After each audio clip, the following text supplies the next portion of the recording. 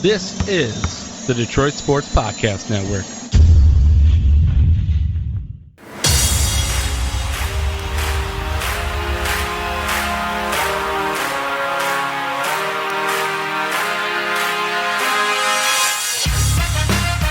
This may be the most national media attention that the Detroit Pistons have gotten in,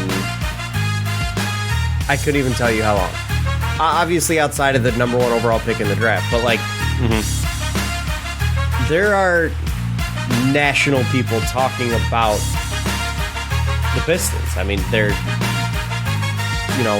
in the news. They're being mentioned as a team that's up and coming. You have with Andre a great Iguodala saying Rasheed Wallace would be a top 5 player in today's NBA. I did see that, and I find it hilarious.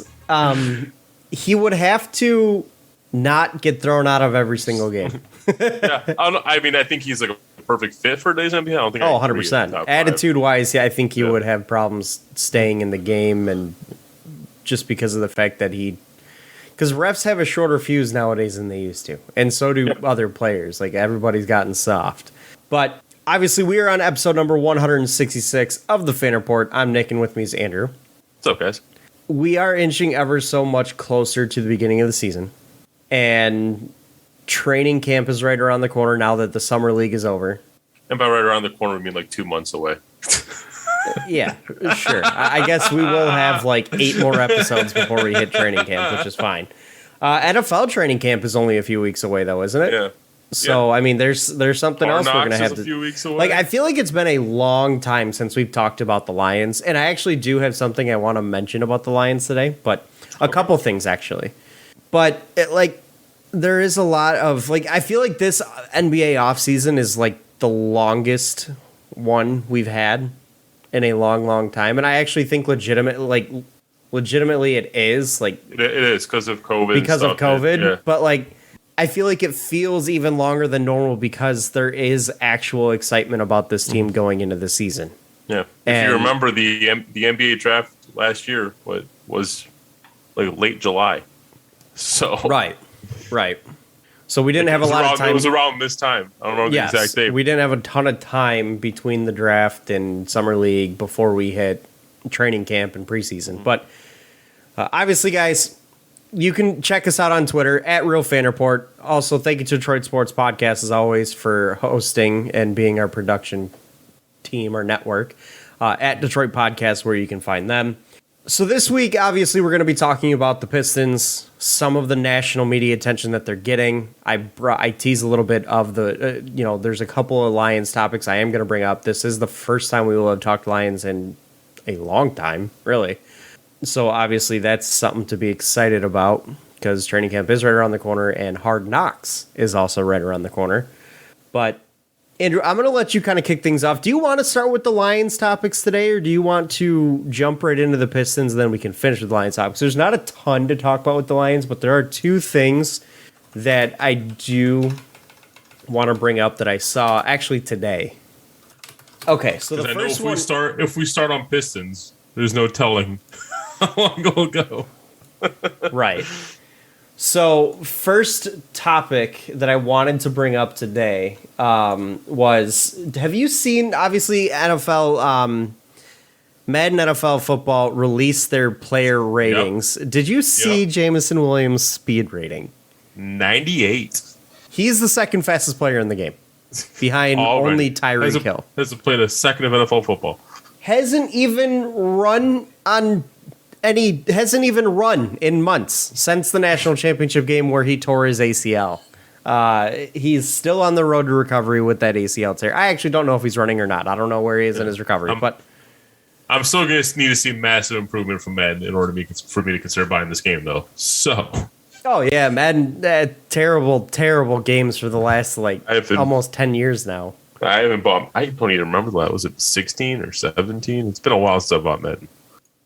Same. I've been wanting to. 18? I want a football game. I think mine was 18 or 19. And I want a football game, but it's just terrible. It's not worth buying. But does Jamison Williams' 98 speed rating get you excited at all for him, for this offense, for this team? I mean, obviously we briefly mention, I think it was last week, that the Lions are the most expensive offense in all of football, I believe. Mm-hmm. It sounds weird to say. Like, I knew Jamison Williams was Tyreek Hill fast. Like, it had been talked about to death in the draft process. But for some reason, this is what's, like, making it a reality for me. Like, I see. My thought process is like, how can you give him that high of a speed rating when you only have film to go off of? Really, you just have his college numbers. You just have him blazing past college players. He didn't run a 40 because he didn't compete in the combine. He didn't he hasn't played a game of NFL football. Yes, he played SEC ball at Alabama, which is obviously a big bump, but I think it's just because pure speed is something that's obviously translated. Like, that's nothing that's not going to change. Right, and no doubt. Level. Like, John Ross was still stupid fast when he came into the league. He was just an utterly useless receiver. Yeah. But like, if there was anything, I'd be okay with a receiver someone being rated ridiculously high on a video game, having not played a minute of professional ball with the speed, probably one of those metrics. I'd be like, okay, that's fine. It's just weird to see. Like, it's fun to see our players be that highly rated. I am a little bit curious about Amon-Ra St. Brown's rating of only a 78. I absolutely think he should be in the 80s. Odd to me. Yeah. If he catches 8 balls in week 1, I believe he becomes he joins a list of like 5 other receivers to have 8 catches in 5 straight games or something like that, or 6 straight games. And that list is like Jerry Rice, Julio Jones. Like, it's a stupid tier list. Like, it's extremely high up there. Okay. Antonio Brown? Antonio Brown's on there, yes. Maybe Emmanuel St. Brown? Emmanuel St. Brown? Is he on that list? I'm very confused. But I do know Antonio Brown is on that list. But Jameson Williams' overall rating is a 78, by the way. So he, DJ Chark, and Amar... Emmanuel St. Brown. I'm stupid. Is it Marquez St. Brown? Well, I don't know. Whatever. Continue. Equinemius St. Brown. That's what the guy's name is. His brother. Jameson Williams, DJ Chark, and Amon-Ra St. Brown all have ratings of 78. Does that seem kind of low for you? I'm sure you said St. Brown. Who else? St. Brown, Chark, and Jameson Williams, all at 78. I would put St. Brown in the 80s, maybe the low 80s. This is overall rating? Yes, overall rating. Okay. Yeah. Josh Reynolds, 73, Cephas, 73, Khalif I'm okay 72. with Jameson Williams being a 78. I mean, let's be honest, he's a rookie. Yeah, I'm fine with Jameson Williams' rating. It's more of St. Brown's ratings that I have. I'm even fine with DJ Chark. Like, I would like DJ Chark to be like an 80, but I'm high 70s is fine, I think, for DJ Chark. No, obviously Madden ratings do change as the season goes on. At my most intense point of Madden fandom, and this is when the Lions were actually like playoff contenders. I used to like watch the Lions game, and then like every Tuesday go into Madden and be like, all right, what are the new ratings? So Melvin had 150 yards. How you not bump him up a point? Here's an interesting one. TJ Hawkinson. Take a guess on what his rating is for this year. 83. Wrong. Damn. 85. Wrong. Am I going the wrong way? No. 88. Yes. 88 for TJ Hawkinson, despite having the year that he had last year, where he was largely disappointed. 83. Yeah. I thought they were going to... I was pretty surprised with that one. Panay Sewell got a 79, which I think is underrated for him. I think he should be in the 80s. Mm-hmm. Taylor Decker is 78, which I also think is very low. Oh, so you're telling me our O-line sucks in Madden? That's what I'm seeing here. I'm not... One of the best O-lines in football. We're all 70s. Yeah. Frank Ragnow's an 88, so there's that. Oh, there you go. Trying to see the other offensive linemen here. So I've got the ends in the center. Jonah Jackson, 74, and I don't even see... Yeah, so you're telling me we don't even have a good offensive line in Madden. Here's Vaitai, 70 even. Yep, there goes our offense. I find that kind of surprising. Now, this is according to MaddenRatings.com. I don't know if that's actually accurate, but here, let me see if I can get an actual accurate list. I'm not too well versed. Okay, so T.J. Hawkinson is an 89. Okay, but so I'm not too well versed who the go-to source of truth is on Madden ratings in 2022. Right. So I mean, I am not either, but I am curious because this is going to actually flow right into our next topic here as to what the offensive line's ratings are. Clearly not good enough. Because what the hell? All right, so I don't think they've got them on here yet. Why? I thought they released them all. I don't know. Anyways, from what you've told me, our offensive line outside of Frank Ragnow, and I think even he's underrated, is vastly underrated. I don't know if that site's accurate, so let's pump the brakes on that. But I saw a picture today, and it's a picture that has a big headline, and I think it had an article with it. I just didn't read it. I didn't have time to. But it asks the question, do the Lions have the best offensive line in the NFL? And I kind of wanted to see if, how we would answer that question in our opinion. Do the Lions have the best offensive line in the NFL? Obviously, they have invested a lot of resources and money into this offensive line by giving big contracts to guys like, and draft picks to guys like Taylor Decker, Frank Ragnow, Vitai's got a big deal. Penei Sewell was a top pick. Jonah Jackson's probably the only one who hasn't been given huge resources towards, but he's still pretty damn good. But do the Lions now have the top offensive line in football? And to kind of back this up a little bit, back in June, Pro Football Focus released their offensive line tiers, and they ranked the offensive line of the Lions third best in the entire NFL in their top tier. This was last year? This was this year. Oh, okay. About a month ago. June 14th, 2022 is when this article was written from PrideOfDetroit.com. Who'd they rank ranked them in above the us? top tier. Above us, they had... I'd have to actually find the PFF ranking here. So bear with me for just a moment. But number 1, Philadelphia Eagles. Number 2, Cleveland Browns. Number 3, Detroit Lions. And behind the Lions was the Tampa Bay Buccaneers. Which, fair enough. Do the Lions have the best offensive line in football? I mean, in my biased opinion, yes. My thought process was if the Lions can solidify themselves as a top 5 offensive line this year, I'm happy. Very happy.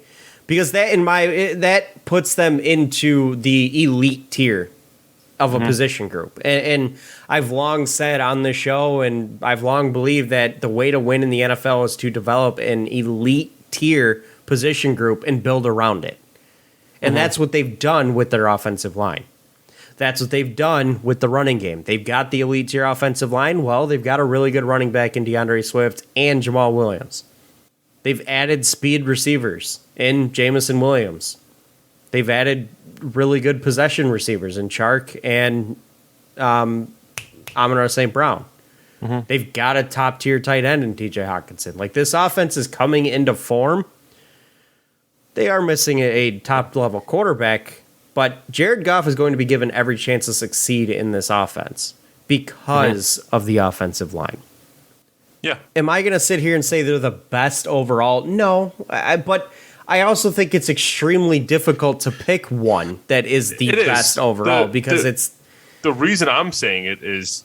this is why I asked you who the top two. I'm just trying to simplify it in my head and be like, all right, let me compare it against the Eagles and the Browns. And in my head, the two most important positions on the offensive line to me are left tackle and center.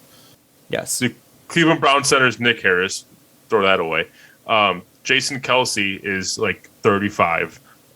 Yes, but Jason Kelsey is still producing at an extremely high level and probably going to be a future Hall of Famer. All I'm saying is I take Frank right now over 35. I would take Frank Ragnow over and Jason Kelsey and Nick Harris by a long shot.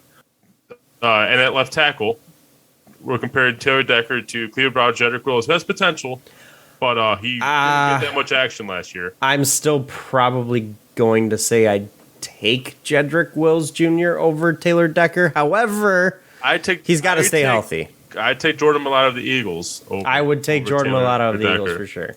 But Taylor Decker, I would take over Jedrick Wills, just because I haven't seen enough from Jedrick Wills. That's fair. That's absolutely fair. So if you give me the 1 and the 2, and the Eagles, I guess, have the 1 and the 2, I think it's between us and the Eagles. And then I do think we have a little more depth with Penei Sewell and Joe Jackson. They do have Lane Jack Johnson. Conklin's pretty damn good. I think Lane Johnson and Jack Conklin are the two best right tackles of the top 3 in my mind. Penei Sewell falls in behind them. Vaitai is probably the worst offensive lineman of the group. Yeah, 100%.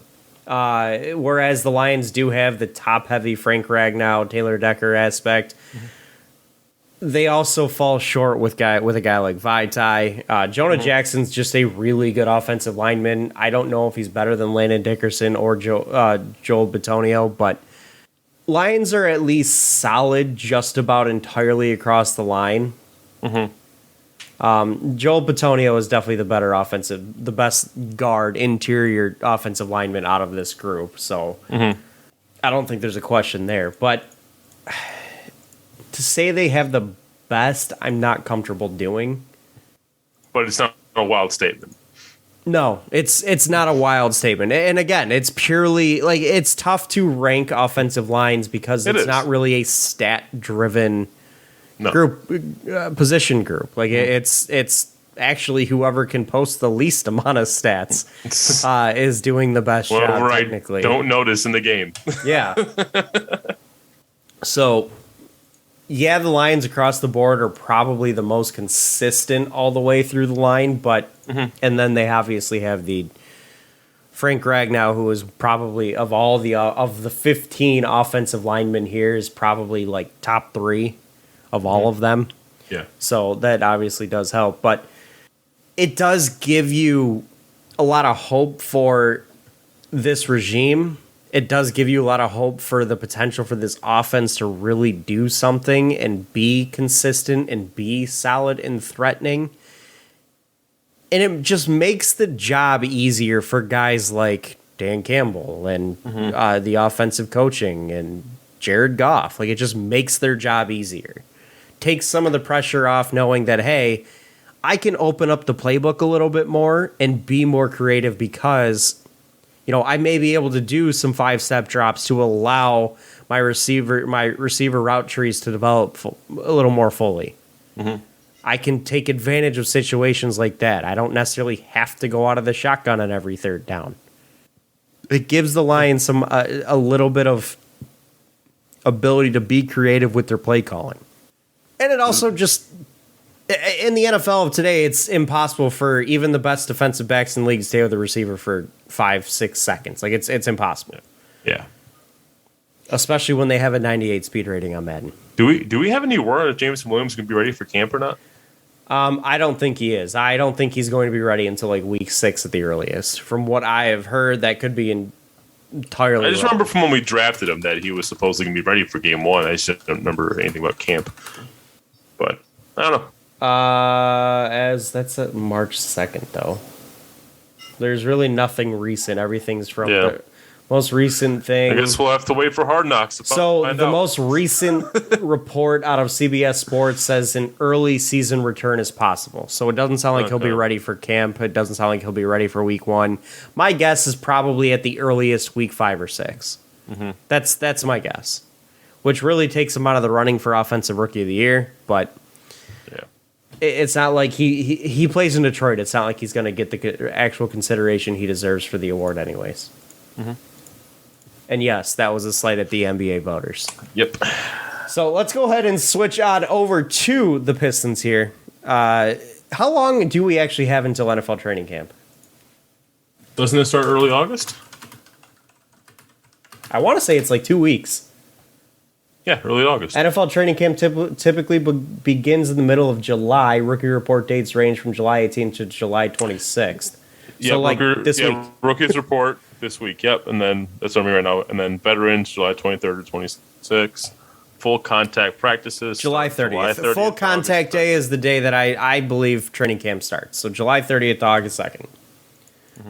We're 2 weeks away. Yep. That's exciting. Hard Knocks starts early August. Yes. So let's go ahead and switch over to the NBA here with the Pistons. I'm going to let you kind of kick things off with the topics because I'm going to let you kind of steer the ship here. So take it away. So, yeah, we're definitely going to. You know what? Yeah, let's start with it. Let's start with the JJ Reddick comments. Yeah. I like starting off with a positive note. So, JJ Reddick on his podcast, Old Man to 3, was asked, which team with a young core are you most excited to see based off this summer going into next year? And he had Alex Caruso on the show.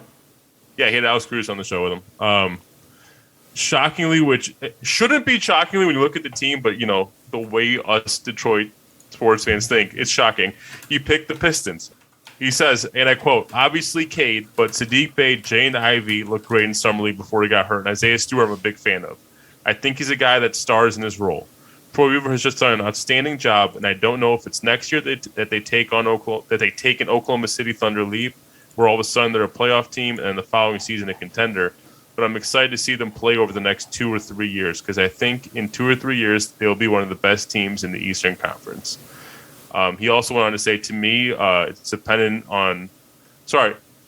Alex Caruso went on to say that to me it's dependent on does Cade become. I'm not saying he's going to be the next Luka, but if he becomes a true number one franchise level player. Oh, sorry, no, JJ Reddick said that. So this article was a little poorly worded towards the end there. But Nicholas, you know I got to ask you. Yes. Well, I'm going to start with this question. When do you agree? With JJ Reddick? Yes. Absolutely. And not only do I agree with him, I expect it. And I've been saying because that's what I was going to point out. This kind of eerily lines up with your expectations. Yes, this with is your my aggressive expectations. Like they should be competing. They should be around 10-11 this year. They should be a 30-35 win team this year. Yeah. Next year, they should be a playoff team. Year after, they should be in the upper echelon of the East.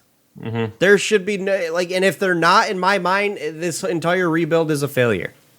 Mm-hmm. They need to be making the playoffs next year. They have and that aggressive timeline is because of how well this rebuild has gone to this point. The rebuild has gone to plan.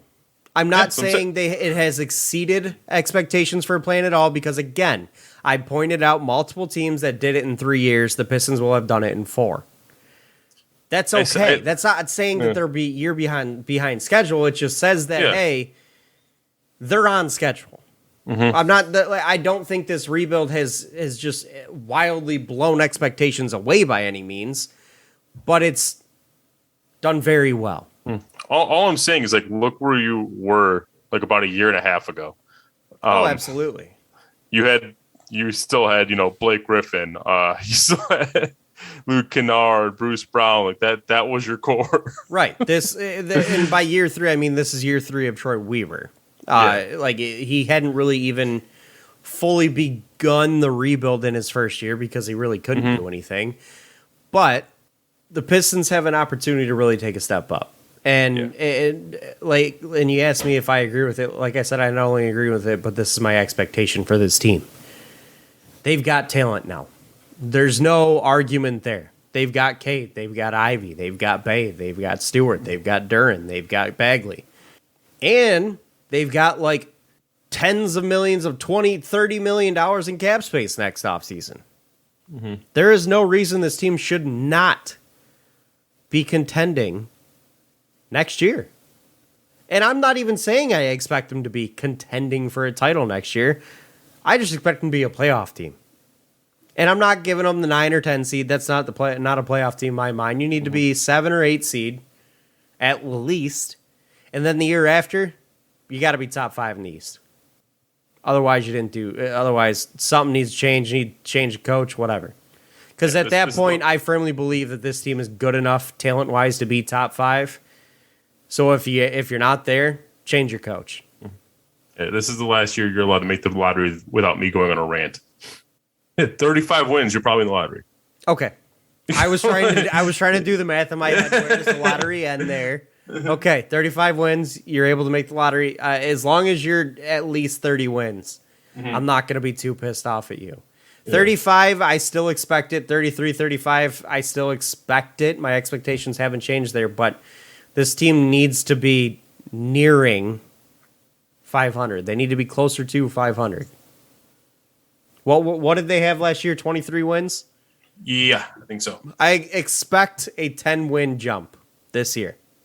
That's hefty, but it's not unwarranted. I mean, it's not only not unwarranted, it's also not unprecedented. Teams do it all the time. Yeah. Did you see that that place? Speaking of like them being a contender and making a leap this year and all that stuff. Not contender this year, but you know what I'm saying.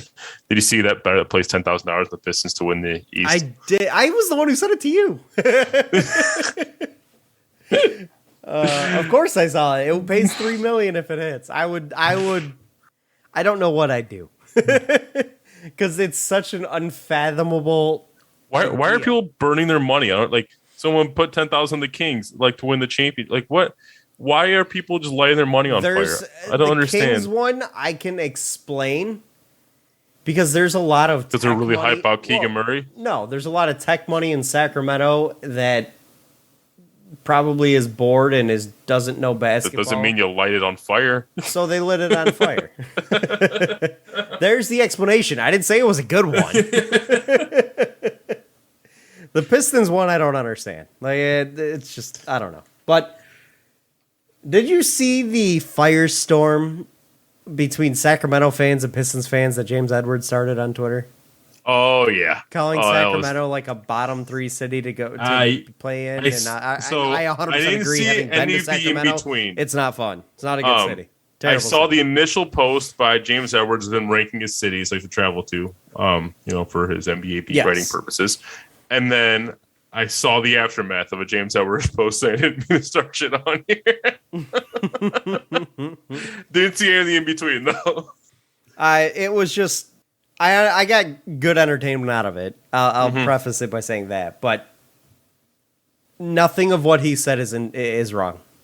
Sacramento is a terrible city. It's not fun. There's nothing to do there. I'll defer to you on that one. You've been there. I have not. Multiple times. It's terrible. It's not a fun city. I've only ever heard bad things about Sacramento. I've never heard someone say a good thing about Sacramento. I will say this. It's a poverty organization. You're not wrong. One of my favorite posts I saw in recent months was they got screwed by the refs in the 2001 finals and were determined to never let that happen again. And they haven't. They haven't. They're just... Who's the biggest free agent that's ever signed with Sacramento? And when you can tell me that, I'll make sure to... I don't know. There isn't one to answer that. But anyway. Yeah, because they got Kevin Herter in a trade, didn't they? I believe so. And I'm not saying Detroit is the biggest free agent destination in the world, but definitely ain't. It is at least slightly better than Sacramento. And by slightly, I mean there's a big gap. Who's the best player in Sacramento history? I mean, you can make an argument for Chris Webber, DeMarcus Cousins. That's where I was going to go.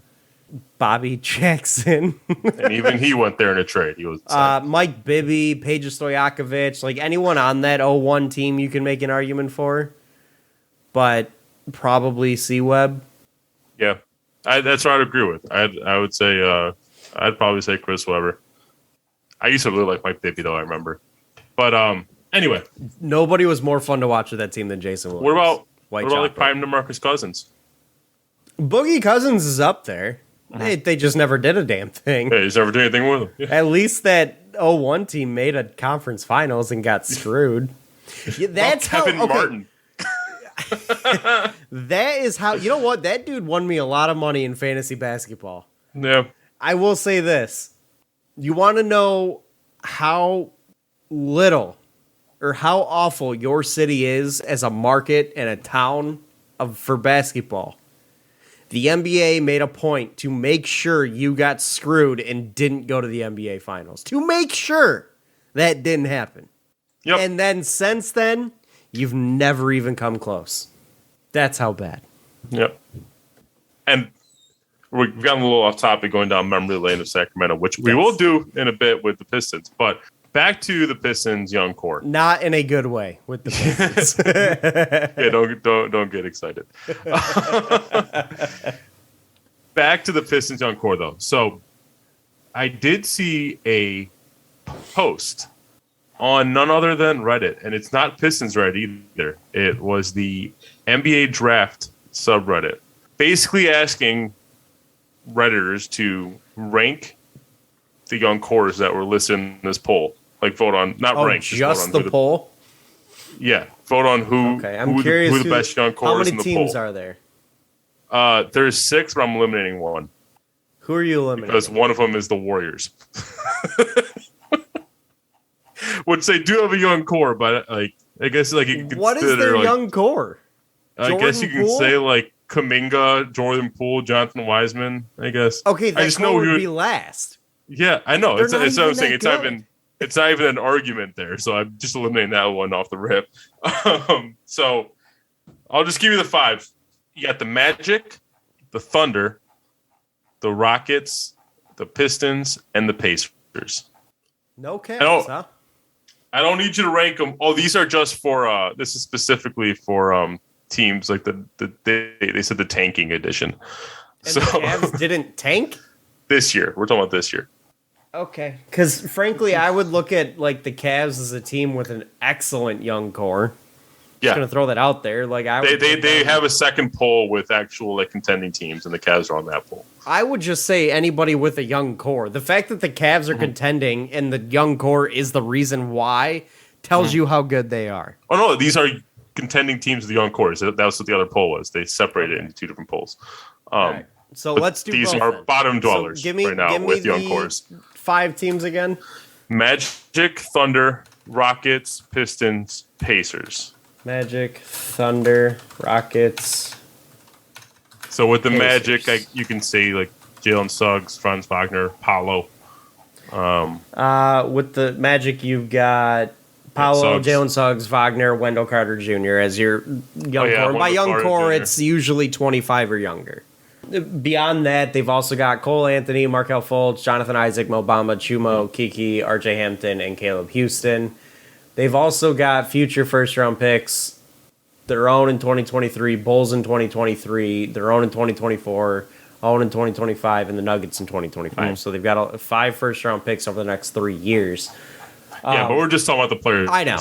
I'm just going through. I'm actually looking at an article that's doing something similar from Sporting News here. So that's where I'm getting my list of players from. Gotcha.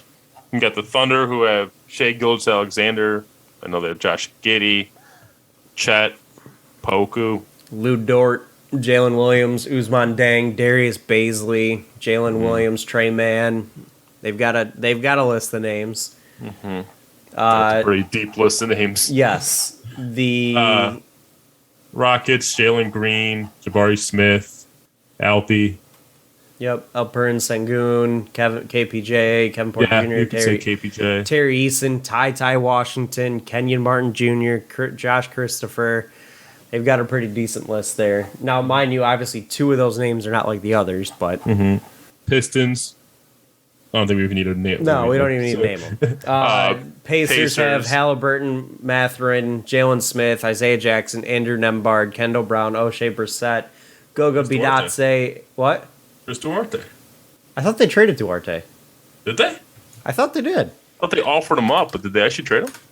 No, he's still there. Okay, so how old is Duarte, though? He was drafted in 2021. He's 25, so I would say he might be on the cusp. He'll be... Oh, no, he just turned 25, so he's on that list. I thought he was just drafted a couple years ago. He just turned 25. He's born June 13th, 1997. He was drafted last year. He was drafted last... He was a rookie. He was old as hell. He was old as hell. I thought... Wait a minute. I thought the oldest you could be was 22. Apparently not. He was 24. Or actually, at the time, he would have been 23. Turning 24 like a month later. Oh, God. Okay. Or no, last year he would have been 24 because the draft was in July. Yep. So, yeah, he was just old as hell. Goga Bitadze, Aaron Naismith. So they've got some talent there. Do you want to include the Kings in this? The hell young core do the Kings have? De'Aaron Fox, Keegan Murray, Davion Mitchell, Kevin Huerter, Malik How Monk. old is De'Aaron Fox? 24. Oh. Keegan Murray's 21, Davion Mitchell 23, Huerter 23, Monk 24. Oh, I guess you could include the Kings. Because that is an interesting young core. What about the Spurs? Keldon Johnson, Jeremy Sochin, Devin Vassell, Josh Primo. I mean, they just traded the best part of their young core. That is true. They did. That's a team looking for a rebuild when Yeah. Pop retires. But anyway, so we'll take these 6 teams. Just these 6. Okay. So we're replacing the Warriors in that pool with the Kings. Yes. Okay. So we've got Kings, Pacers, Rockets, Thunder, Magic, Pistons. Let's rank them. Who is the worst of this core? I'll be honest with you, and I'm not trying to be biased here. The names that probably I like the least, it's probably a battle between Got 2 in my head right now. Orlando and Houston. Whoa. Outside of, I'm not overly impressed with Jalen Green. I'll be honest. He's just the scorer, and there's a million of those in the league. I was thinking the Pacers. Oh, see, I think Halliburton's one of the best players on this list. Yeah, I think Halliburton's that's about a it. star. Ben Math, don't Duarte. I mean, those are 3 names that are really Wait, good. we did it up including Duarte? Yeah, I'll include. He's 25. He just turned 25. And I said thought you said 25 or under. Oh, I thought you said under 25. Okay. Do you want to just do under 25? Because that's fine too. No, This list, 25 I will say, under's fine. this list does not include players that are 25. It only includes players under I 25. said 25 and under is fine. I don't think it's going to make a material difference. So we're gonna say I can agree with you that that the Pacers have the worst young core of the group. Even though I love Halliburton, I think he's a star player, but I can get on board with that. It's like Matt threw in, we like him, but he is also not a top 5 draft pick. Of the top picks in this list, he's probably the lowest rated one. Yeah. In fact, I believe he is the lowest rated one in this list from these teams. Mm-hmm. Outside of maybe Keegan Murray, but that's our opinion. I'll agree with you on the Magic. Actually, I think I might put them below the Pacers. When I think about it, they don't have the high end. Paolo could be that high end guy, though. He could be. That's what I'm saying. See, I are we would going to go with Hallie, who we know is high end, or are we going to go with Paolo, who could be high end? I know Wagner's solid. Suggs had a really bad rookie year. Yes. Bolts is what he is at this point. Terrible. Mm-hmm. I do think the young core for the Magic is deeper, but I don't think it's as top heavy. I do think there's a big gap between Halliburton and Mathurin. So you keep Pacers at 6 and then go Magic at 5? I think I might go Magic at 5 because the names that are considered your other names, like Chuma Okeke, contributes. Mm-hmm. Your other names for the Pacers don't, outside of Chris Duarte. But and I'll be honest, for me, 4 and 3, that's the next tier in my head, and that tier is Rockets and Kings. It's just I don't know. I'm not sure. Who I want to put first. Let me look at this Kings one. So, my view on the Rockets, for example, is they have a collection of talent. None of it's really high end in my mind. So, for me, I just don't know. Outside of Jabari Smith, I don't know if it's a winning talent. They finally got their first guy who could be a winning player in Jabari Smith. But, this team looks like it's going to be highly deficient defensively outside of Jabari Smith. Well, Ty Washington can play some defense, can he? No. Terry Eason can. Yeah. But remains to be seen how many minutes he gets on this roster. But, it's like your backcourt of KPJ and Jalen Green.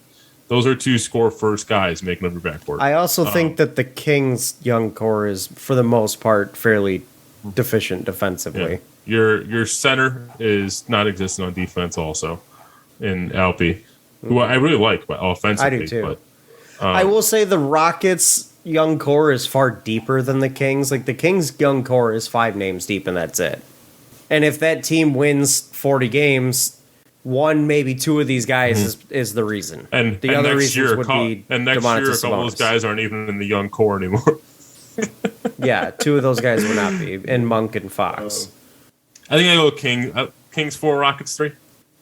Sure, it's you know what, it's on theme for what we've talked about already. Yeah, and the Kings lose out because they're Sacramento. The Rockets, and for me, what's giving the Rockets the edge for me is the way Jalen Green closed out his year last year. It remains to be seen if he continues that. Yeah. Jalen Green had a good end of his year, but again, he is a one-trick pony. He is a scorer, nothing else. Mm-hmm. Yeah, and Kevin Martin was that guy. Yep. Well, he's a much more athletic version of Kevin Martin. Yes. But yeah. So that gets to our top two, and I think it's going to be really difficult to differentiate between. That is the Thunder and the Pistons. Let's do this. Both have pretty damn good high-end talent between Shai Gilgeous-Alexander and Cade Cunningham. Yes. Both have high potential rookies in Chet and Jaden Ivey. And Jalen Duren. And Jalen. Oh, yeah, we got two of them. And Josh, I will say Josh Giddey's another name that's got a really high talent, high potential. Then that's where we counter with Saddiq Bey. Yes. Saddiq Bey, I don't think has as high of potential as Josh Giddey does, but the talent, the talent and smarts of Saddiq Bey, I think are at least the intelligence, the basketball IQ beats probably anybody in this list. The supporting pieces. I think do you think Stewart has a little bit of an edge on Dort or no? No, Dort's a bigger contributor right now. Night in, night out, I would probably take Dort over Stu. By a hair. I think Dort just contributes a little bit more offensively than Stewart does. There's a lot of times when Stewart's out there, it's a 4-on-5 game. And I think Dort also just has a bigger role in the offense of the Thunder. Yeah. I do think the Thunder's depth is a little bit better. How old is Bagley's under 25? Yeah, Bagley's under 25. He's Jesus. 23, I think, right? Jesus. Okay. I mean, he was in the Luka Trae Young draft, though. That was true. The Bagley draft. And he was a one and done. Let's do this. Let's do this. Let's go. He's under 25, but he's still part of the core? No. He is on this list, but I don't think he's part of the core. Isaiah Livers under 25. Is he part of the core? No. Isaiah Livers was fortunate to even see a roster last year. He took advantage of it, don't get me wrong. Yeah. But if the Pistons were even a team with a pulse at certain points last year, I don't think he would have even played. But, again, he did take advantage of it and actually looked pretty good. I don't consider a guy who is like your ninth man off the bench to be part of your young core. Usually. Unless your core is that damn deep. Right. So let's do this. Let's go player v. player here. That's what I was doing. Shai Gilgeous-Alexander or Cade Cunningham? Who are you taking? Give me Cade. Outright, give me Cade. I think he's a better basketball player. Yeah. I don't even have to think about it. Give me Cade. I don't think I like SGA. I don't think he's a winning basketball player. That's what's selling me is Cade just does more. You know, like Shai is a bigger offensive contributor right now, but Cade just does more for the team than Shai does. Chet Holmgren or Jaden Ivey? Give me Chet. He was the higher draft pick. He also looked really good in training camp or in summer league. Josh Giddey until he went against what's his face. Josh Giddey or Killian Hayes. Similar positions there. Giddey. Yeah, I'll take Giddey also. So we've got two for the Thunder, one for the Pistons. Saddiq Bey or... What about the other rookies? Jalen Duren and Jalen Williams. Give me Duren. Give me Duren. Not Josh Giddey. Lou Dort or Saddiq Bey. Ooh. Give me Bey. Ooh. Give me Bey. They average similar scoring. You could argue Dort contributes more in the defensive end. I think Bey's got the size on. Bey's got the size and leadership over Dort. Yeah. All right. I think I will go Bey. All right. Isaiah Stewart or nobody. There's no one left. No, they've got Trey Man, Poku, Darius Baisley, Usman Deng. It's Stewart over all of them. Jalen Williams. It's Stewart. We already did Jalen Williams. Oh. Or the other Jalen Williams. There's two Jalen Williams. I'd take Stewart over all of them. Sorry. I probably would too. Darius Baisley's probably the one I would say is even close. Marvin Bagley or any of those names. I'd probably take Marvin Bagley. Yep. Hamidou Diallo over any of those names. I probably would take most of these names over, especially Trey Mann. Diallo was part of that young core. He was, yeah. I'd probably take most of these names over Hamidou Diallo. It's a dead heat, isn't it? Yeah, but we've established that we have the highest level player, and then it was just trading blows. But the next two were both OKC, because we said Josh Giddey or Killian, and it was Giddey. And Yeah, we so said Chet or Jaden Ivey. you gave them Giddey and Chet, and then we gave us Stewart and Bay and Duran. So like Cade, Bay, Stewart, Duran all won their individual matchups. Ivy's the one that lost, and then Killian Hayes. Would you lost. take SGA over any of the Pistons names not named Cade? No. I mean, yeah, sorry, all of them. SGA is the number 2 on this list. Would you take Chet over any of the Pistons names not named Cade? See, that's a good point. Yeah. I would too. Yeah. Would you take Giddey over any of the Pistons names not named Cade? That's where it stops, I think. I think that's where I slot Bay in. So you'd put Bay over Ivy? Yeah, right now, yeah. I would hope Ivy develops into becoming the number 2. The difference number with 3. Giddey and Bay... I'm talking about right now. The difference with Giddey and Bay is Giddey is 19. Yeah, Bay's what, 23, 24? He's 23. Both young. Oof. Giddey's 4 years younger. That's a whole ass contract. I don't know if I put Bay over Giddey. I don't know if I do. I think I slot Giddey slightly above Bay, and then I slot Ivy in. Okay. I mean, that's fair. I mean, it's... And then I would probably slot Duran, Stewart, Bagley. So are we giving the Thunder the edge? Is that what we're saying? I might give the slight edge to the Thunder. Shall we see how the writers voted? Let's do it. All right. Let's submit this vote. So we're going to submit the vote for the Thunder. I know. All right, I'll start for... You got to vote for the Pistons. Okay, fine. We'll submit the vote for the Pistons. I'll start with first. Well, Or no, worst. give me last place. Give me last Yeah, place. that's right. I'll start with the worst. Pacers, 60 votes. All right, we're on. Last place. We're dead on. I remember Kings were not part of this. Remember that. Right. Warriors at 157 votes were 5th place. I would have put the Warriors behind the Pacers, but that's just me. Rockets were 4th place at 178. See, that's where I was debating. Do the Rockets belong higher than the Kings? But, well, granted, the Kings weren't in that. Yeah, so. exactly. Magic were 3rd at 188. They had the Magic were... Really? That's what we were most in disagreement on with the Redditors, it looks like. The Magic, in my mind, have a lot of middle tier talent, and the Rockets, I think, have that upper tier. So keep in mind, so we've gone 60 votes, 157, 178, 188. That's what the votes have been at so far. It's a big gap. Wow, okay. No, 157, 170. Well, big gap from last to 5. Yeah, well, that's 4, what I 3. mean. And then 568 votes is the Pistons. At number 2? At number 2. 684. For the Thunder. For the Thunder. So So it was 100 votes. In the grand scheme of things, it's a pretty tight race in the Thunder and the Pistons. And Yeah, but that's 100 votes. Yeah.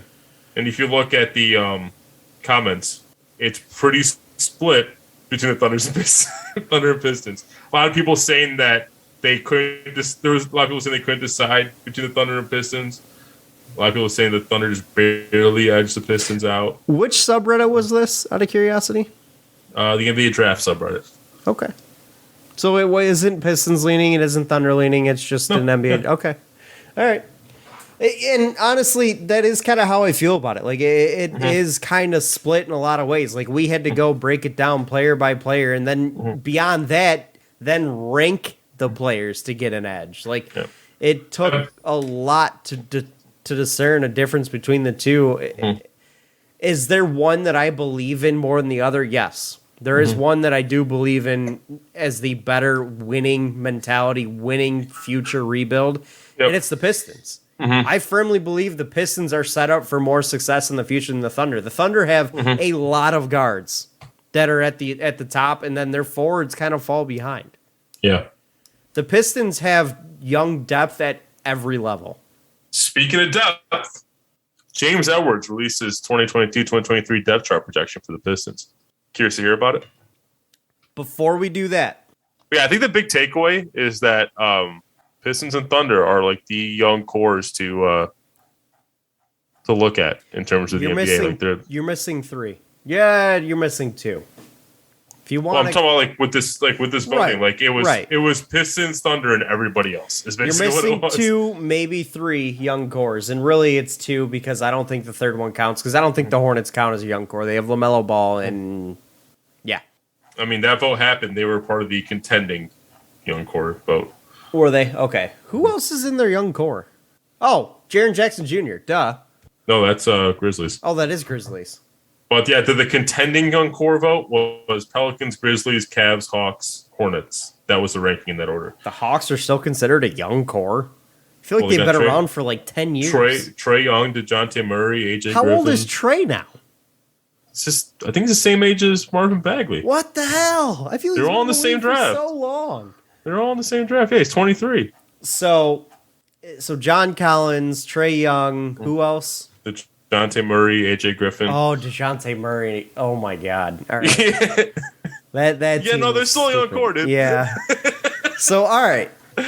We had the Hawks, Cavs, Pelicans, Hornets. Who else? Grizzlies. God, they're still a young core. Who else? That's it. All right. Put them in. I gave you the ranking. I just gave you the. I know, but I want our ranking. Where do I didn't know we were doing this. I thought we were moving on to the Pistons. Because I want to see where the Pistons are in the grand scheme. Where do we slot these teams in to give us a top 11? Where do we slot these teams in? Well, let's just. It's different in that regard. Yeah, it's hard to compare the two because these teams all have more established players. Okay, they're still a young core. I don't care if they're established or not.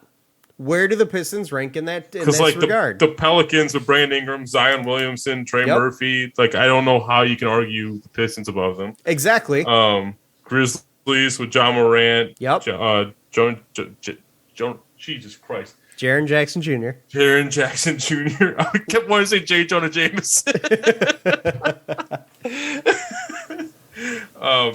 It's tough. Desmond Bain it's tough to put them above them. Obviously, I don't think they are.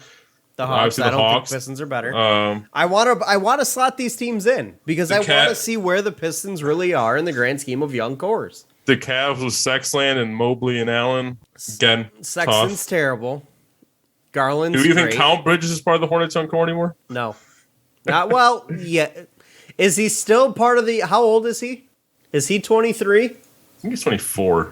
Then no, we do not because he's not going to be playing this year, and frankly, we don't even know if he's playing ever again. But he's not going to be playing this year, and when he turns 25, he's no longer part of the young core. So, no, it's LaMelo Ball and PJ Washington. There's the other name.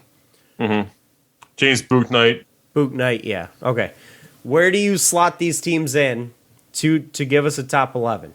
I say at least 4 of them go above both the Pistons and Thunder. I would say Hawks, Cavs, Pelicans, and Grizzlies go above Pistons and Thunder. I would then slot Pistons and Thunder.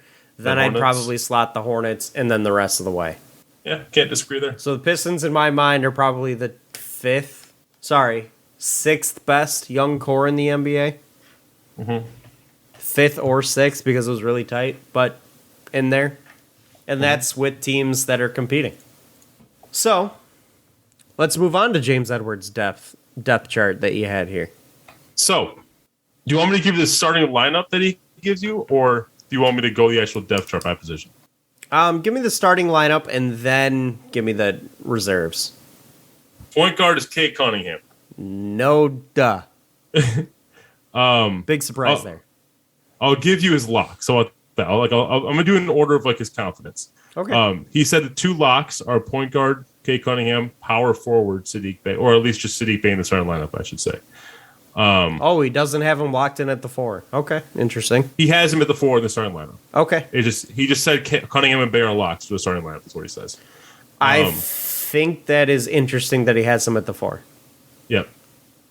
He says Jaden Ivey is a close lock too, which I'm assuming that he has him in the 2 guard. I'm assuming Jaden Ivey plays a 2 guard. Yes. He says he'd be very, very, very surprised if Isaiah Stewart doesn't start. And he has him at the center. And I agree with that just because of the fact that Duren's not ready. I don't think Bagley's really in that position either. Olynyk, you could argue, but I don't see it right now. Yep. I think that they want to focus on building that core and getting them playing together better. So right now, it's on Kay Cunningham and Jaden Ivey as your backcourt. Your front court being Sadiq Bey, Isaiah Stewart. That leaves a small forward. He says he's calling a shot here, and he slots in Isaiah Livers. I don't love it. What that tells me is that there is a glaring hole at the 3. A glaring hole at the 3. Like I would have put Alec Burks there. That's what I'm saying. If we're going Ivy, Kate Ivey is your backcourt, Sadiq and Isaiah Stewart is your front court. It's between Livers and Burks. I would have put Burks there. I think Livers off the bench is in a fine role in a fine scenario where he can succeed. I don't see him succeeding against the league's best threes. I don't see a path for success for Isaiah Livers there. And I'm not saying Burks is that much better of a basketball player, but he's played against the top talent. He's been a guy who, you can ask him to be your 5th best guy on a team and he'll succeed. He can do what he does. And he won't get exposed. I just find it funny coming from a State fan. Yeah, it is kind of funny. But yeah, that's basically what he says. He says that he does think it's more likely that Livers comes off the bench, but he does think he'd be a tremendous glue guy for the starting lineup because he can space a floor. Thinks he'll be a routine 40% 3-point shooter at some point in his career. And defensively, he's shown that he's going to add. Maybe when he goes to the G League, he can. No, that's just a joke. I don't think he'll be a 40% 3-point shooter. I think he's like a 35, 37. He does go on to say if Livers does end up coming off the bench, I think what the starting lineup looks like is Cunningham, Ivey, Bey, Stewart, Bagley. Yes, that is, in my opinion, what will be the starting lineup for the majority of the season. That now I do know that Dwayne Casey's going to fiddle around with the lineup a lot. But I can see that being the starting lineup for most of the year, and that's probably going to be their most successful starting lineup in my mind. Am I the only one that can see a world where Jaden Ivey doesn't start day one? Like, I can see a lineup of Kay Cunningham, Alec Burks, Sadiq Bey, Isaiah Stewart, Marvin Bagley. I can see a world where that is the case. If that's the case, at least the opening day lineup. I'm a little concerned if that's the case. I won't be happy. Let's put it that way. Yeah. Your number 5 overall pick should be starting day 1. So your depth chart, that's what I would hope. I'm just saying, it could be they after what happened with Killian Hayes, all this coaching staff might be a little wary all of a sudden. But then again, they did start Cunningham day 1, but that's your number 1 overall pick. You better. So point guard depth chart: Kay Cunningham, Killian Hayes, Corey Joseph, Saban Lee. I think I agree with that 100%. Cade Cunningham, what was it again? Cade Cunningham, Killian Hayes, Corey Joseph. I forgot Gojo's still on this team. Yep, he's still on this team. I'm hoping the presence of Ivy makes me see him less. Same. Jaden Ivey, Hamidou Diallo is your shooting guard depth chart.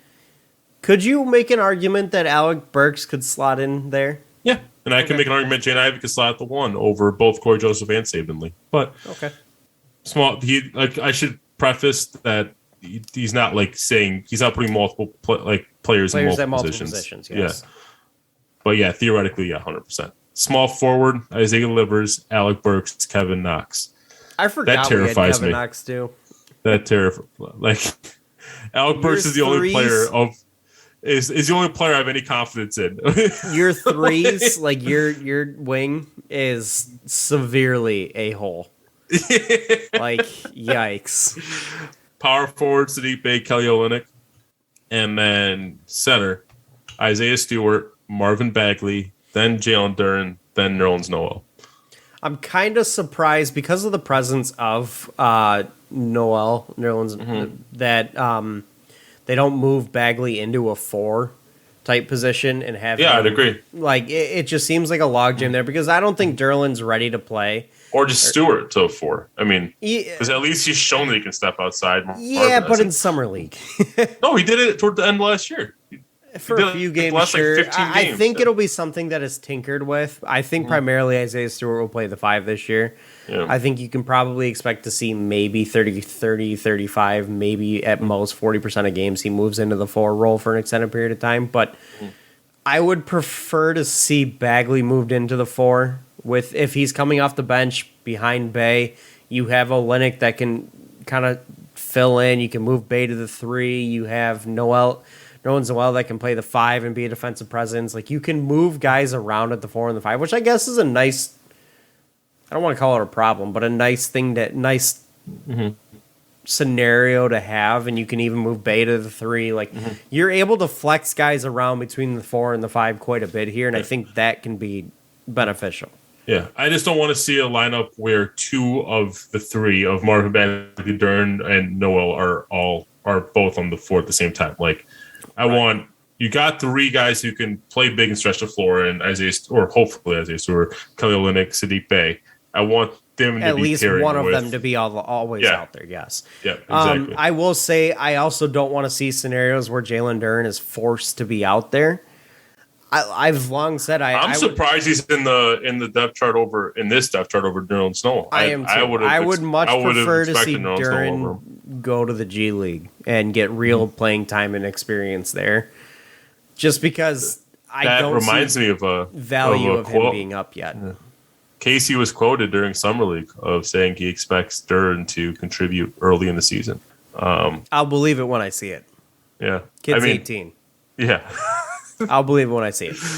Anyways, we have a couple of minutes. Did you want to do the next topic you mentioned, or did you want to move that to next week? I think we'll save it for next week. Save it for next week? All right. Give me time to refine it, too. All right. So is there anything else you wanted to add on the depth chart then? No, that was... I really just wanted to get your take on the Isaiah Livers at 3. I don't love it. I wanted from that. But looking at the depth chart at the 3 position, it's weak. To an extreme. Like, to the point where I would rather Bay move down to the 3 and bring somebody else into the 4, like a Bagley, like a Olynyk, something like that. Yeah, it's I would rather see, given that, I'd rather see Date the 3 for now at least. You know a lineup that would be fun as hell to see? Cade Cunningham, Jaden Ivey. Automatic. Sadiq Bey. Isaiah Stewart at the 4. Olynyk at the 5. Or vice versa between Olynyk and Stewart. 5 out, none in. We have the capability to do it. You now have the capability to do something like that. How fun would that be? Or you could do like... defensively speaking, it's not the greatest. Well, you could also do like Cunningham, Ivy, Burks, Sadiq, Isaiah Stewart. Like, oh God, that is tittillating. That makes me excited. You can even throw a Olynyk in there, and it's still fun. Yeah, that's another 5 out, none in. Like that's a true 5 out, none in too. Like that's not just banking on Stewart being able to play outside. Yeah. That is a true 5 out, none in. That's kind of fun. We could have some this year. I'm pretty excited for this season. And that's kind of like my thought process behind it. Like, yes, I have my expectations. Yes, I will be disappointed if they don't reach those expectations. But no matter how the season goes, there's a really high probability that it's gonna be fun to watch. Yeah, I'm just excited to see Cade and Jaden play together. Yeah. Like, that's gonna be fun. Like the thing I'm going to be most I hope it's gonna be fun. If it's not, we're in trouble. The thing that I am Detroit fans are a little bit jaded now after what we're seeing with the Tigers. Right. The thing I'm honestly most excited about is seeing the young core of Cade, Jaden Ivey, and Sadiq Bey play and see what levels they can reach. Yeah. Like, if there's going to be a night where Cade drops 25, Jaden drops 25, and Sadiq drops 20, and I shouldn't even say if, because there's going to be multiples of those in my mind.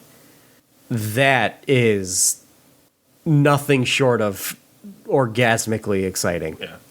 Yeah, like, let's put it this way. All 3 drop 25, or 1 drops 30, and 2 drop 20, and or 2 drop 25, and 1 drops 30. Like, that is something to get excited about.